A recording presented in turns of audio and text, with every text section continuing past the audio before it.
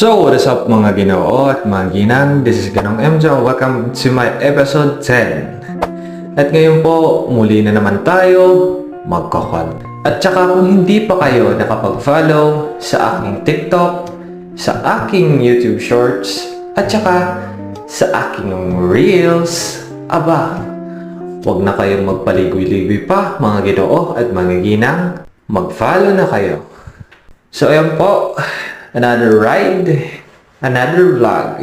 Tayo na naman ay mag-vlog or magko-content. It's up to you kung ano yung bet nyong terminology para dyan mga Ginoo at mga Ginang. Okay? Support lang ako kung saan ba kayo masaya. So ayun, ako'y pabalik mo na naman sa Artiche. Another content na naman while pabalik ako sa